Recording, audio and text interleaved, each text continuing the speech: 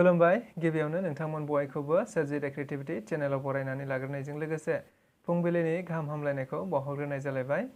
दिनै फुंबिलिनि माखासे गोनांथार खौरांफोरखौ नोंथांमोननि सिगाङाव फोरमायथिना होनो आवगायनाय जालायबाय। नोंथांमोनहा नायनानै जुदि मोजां मोनोब्ला लाइक खालामगोन, शेयार खालामगोन होनना आसा खालामबाय। लोगोसे चेनेलाव गोदान फैदोंब्ला आरो सानफ्रोमबोनि बेबायदि खौरांफोरखौ मोनबाय थानो लुबैदोंब्ला जाहाथे चेनेलखौ साबस्क्राइब खालामनानै लायो बेखौनो गुरै खावलायबाय। थ' बिदिब्ला जोङो दिनैनि माखासे गोनांथार खौरांफोरखौ खोनासंलांदिनि।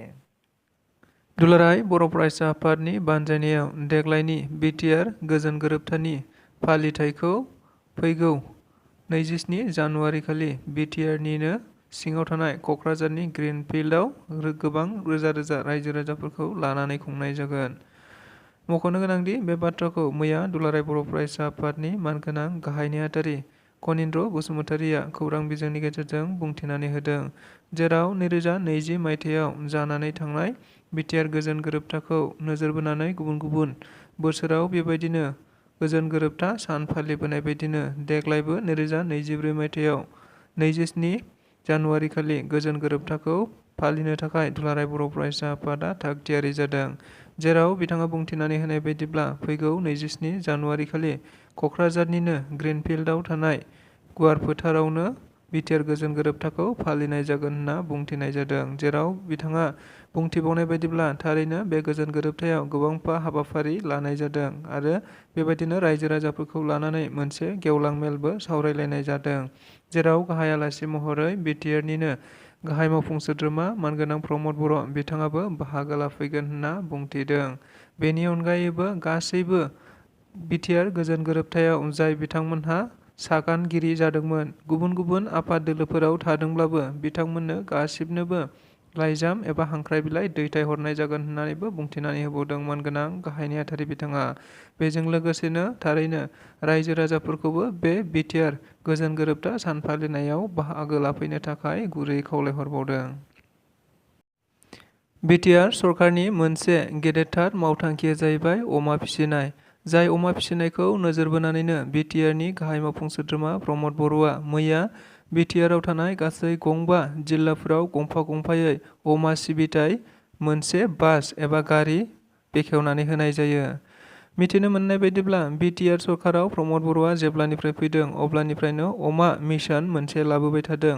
जायखौ नोजोर बोनानै अमा फिसिग्राफ्रा गावबा गाव अमा फिसिनायनि गेजेरजों गावबा गावनि जिउ खुंनाय राहा आरो रांखान्थि हालोदखौ राफोद खालामनो हागोन होनना बिथाङा गोबां समावनो बेबायदि बाथ्रा बुंबोबाय थादों। नंगौ, बेखौ नोजोर बोनानैनो बिटिआरनि गाहाय मावफुं सोद्रोमा प्रमद बर'आ अमा सिबिथाय एबा अमा मिशनखौ बिटिआर सरकाराव फोसावनानै होनाय बायदियैनो मैयाबो आरोबाव बिटिआरआव गुबुन गुबुन जायगाफोराव अमा फिसिनाय अमा फिसिग्रा थावनिफोराव थांनानै अमाफोरनि गुबुन गुबुन नांगौ जानाय मुवा बेसाद एबा मुलि बेसादफोरखौ रोगाथाय होनो थाखाय मैया बिटिआरनि गंबा जिल्लायावबो गंफा गंफायै अमा सिबिथाय मोनसे एम्बुलेन्स एबा गारि बेखेवनानै होनाय जायो होनना मिथिनो मोननाय जादों। जाय अमा फिसिनायनि गेजेरजों एबा जाय गारिनि गेजेरजों दाब दाब जायगायाव थानाय अमाफोरनि बेमार आजार जानायफोरखौ गोरलैयैनो रैखाथि होनो हागोन होननानैबो बे हाबाफारिनि गेजेरजों मिथिनो मोननाय जादों। मख'नो गोनांदि मैयानि बे हाबाफारियाव गुबैयै इएम उकिल मोसाहारि, रनजित बसुमतारी आरो गुबुन गुबुन रैखाथि एबा अफिसियेल बिथांमोनहा बाहागो लादोंमोन होननानैबो मिथिनो मोनबावनाय जादों।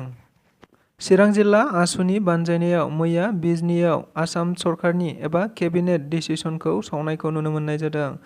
मख'नो गोनांदि जों बयबो खौरां बिजोंफोरनि गेजेरजों नुनो मोनबाय थानाय जादोंमोन दि थांनाय बावैसो सान सिगां आसाम सरकारा थारैनो केबिनेटआव मोनसे डिसिसन लानाय जादोंमोन। जेराव गेजेर खलबनि बिमानि रावफोरजों फरायबाय थानाय फरायसालिफोराव थारैनो सानखान्थि आरो बिगियान मोननै आयदाखौ इंराजि रावजों फोरोंथारनो थाखाय मोनसे थांखि लानाय जादोंमोन। जाय थांखिखौ आसुजों लोगोसे गुबुन गुबुन फरायसा आफादफोराबो बेबायदिनो हेंथा होबोबाय थानायखौ नुनो मोनबाय थानाय जादोंमोन। नंगौ, बेबायदिनो मैयाबो चिरां जिल्ला आसुआ थारैनो आसुनि बिथोन बायदियैनो चिरां जिल्लानि सिङाव थानाय बिजनीआव मोनसे आसाम केबिनेटनि थांखि लानायखौ सावनायखौ नुनो मोननाय जादों।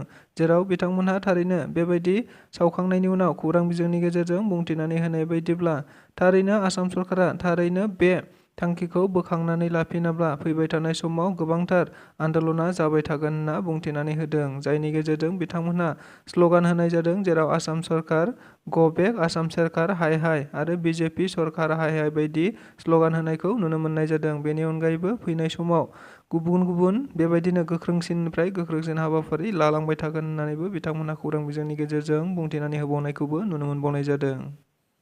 बिटिआरआव थांनाय 23 आरो 24 साननैनि हाबाफारि लानानै नर्थ इस्ट फेस्टिभेल बड'फा कालचारेल कमप्लेक्सआव खुंफुंबाय थानाय बे हाबाफारियाव मैया बिटिआरनि गाहाय मावफुं सोद्रोमा प्रमद बर' बिथाङा बाहागो लाहैनायखौ नुनो मोननाय जादों। मख'नो गोनांदि बिटिआर सरकार एबा प्रमद बर' दैदेननाय बिटिआर सरकारा गुबुन गुबुन समाव गुबुन गुबुन बिटिआर ओनसोलावनो गोबां गोजौ थाखोनि खेला दुला आरो बायदि हाबाफारिफोरखौ लाबोबाय थानाय जादों, जेराव नेशनेल इन्टारनेशनेल थुनलाइयारि फोरबो, खेला गेलेनायनि फोरबो आरो गुबुन गुबुन बेबायदिनो फोरबोफोरखौ बिटिआर सरकारनि बानजायनायाव आथिखालाव खुंबाय थानायखौ मिथिनो मोननाय जादों। नंगौ, बेबायदिनो दाखालि 23 आरो 24 साननैनि हाबाफारि लानानै बिटिआर सरकारनि बानजायनायावनो गौरां हारिमुआरि फोरबो फालिनाय जादों, जेराव बे फोरबो फालिनायखौ क'क्राझार जिल्लानिनो सिङाव थानाय बड'फा कालचारेल कमप्लेक्सआव खुंफुंबाय थानायखौ नुनो मोननाय जादों। मिथिनो मोननाय बायदिब्ला गुबैयै बे हाबाफारियाव गुबुन गुबुन रायजो आरो हादोरनि गासै 13टा रायजोनि गुबुन गुबुन हारिमुआरि बादायारि एबा दिन्थिफुंआरि बिथांमोनहा हाबाफारियाव बाहागो लाफैदों होनना मिथिनो मोननाय जादों। लोगोसे बेबायदि हाबाफारिनि गेजेरजों गोबांथार जोंनि गेजेराव गोजोन आरो खौसेथिया फैगोन होननानैबो मानगोनां गाहाय मावफुं सोद्रोमा प्रमद बर' बिथाङा बुंथिनानै होनायखौ नुनो मोननाय जादों। बेजों लोगोसेनो मैयानि जोबथि हाबाफारियाव थारैनो बिटिआरनि गोबां इएमफोर आरो एमएलए आरो गोबां दैदेनगिरि बिथांमोनहाबो हाबाफारियाव बाहागो लाफानायखौ नुनो मोननाय जादों।